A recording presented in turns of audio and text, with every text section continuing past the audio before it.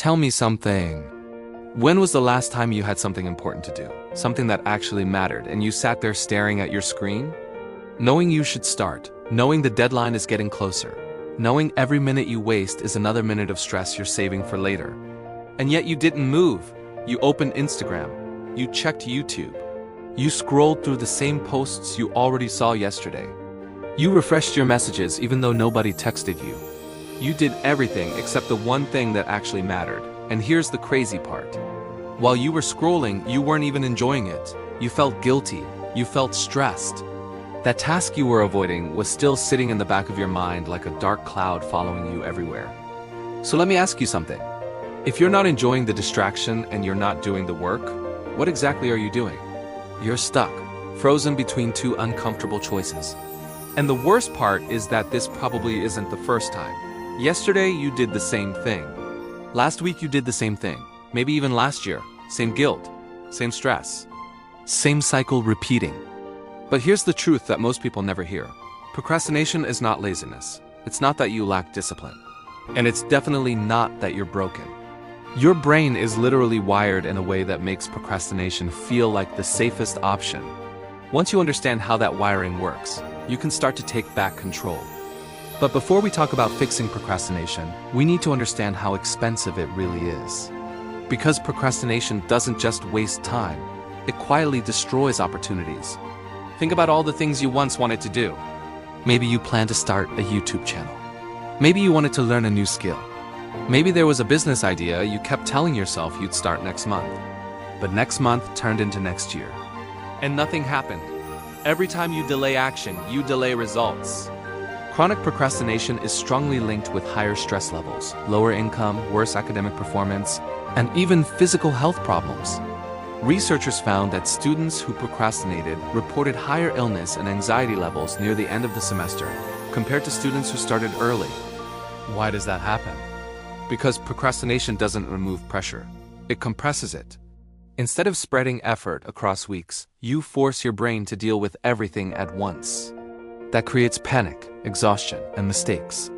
And yet, despite all that pain, we still procrastinate. Why? The answer starts deep inside your brain with something called the amygdala. The amygdala is responsible for fear and emotional reactions. It's your ancient survival system. Thousands of years ago, this system kept humans alive.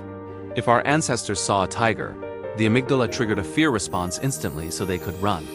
The problem is that the amygdala doesn't understand the difference between a physical threat and a psychological one. When you sit down to work on a difficult task like writing a report, your amygdala can interpret that task as a threat. Suddenly, your brain begins to react as if something dangerous is happening. Your heart rate increases. You feel anxiety. Your brain searches for a way to escape the discomfort. And what's the easiest escape in the modern world? Distraction. Social media, videos, games, messages, instant entertainment. In that moment, your brain believes it's protecting you. Avoiding the task feels like relief. But here's the trap. The relief only lasts a few minutes. After that, guilt appears. Psychologists call this emotional avoidance. Procrastination isn't about avoiding work. It's about avoiding uncomfortable feelings. Fear of failure. Fear of judgment. Fear that your work won't be good enough. Your brain would rather escape the emotion than face the task. This model explains how your brain evaluates choices between doing a task and avoiding it. It's a calculation between reward and discomfort. The problem is that the human brain is terrible at valuing future rewards. Immediate feelings always feel stronger than distant benefits. Finishing your project next week might be rewarding, but watching a funny video right now feels good immediately. Most people believe they will start working when the conditions are right, when they feel motivated, when the mood feels perfect. But the truth is the perfect moment never arrives. Motivation doesn't come before action. It comes after action.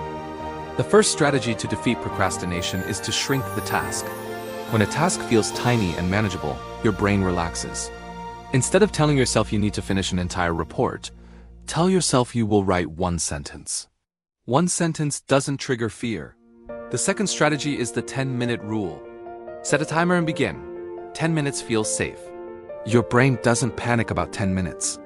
The third strategy is precommitment. Tell a friend you're going to complete the task today.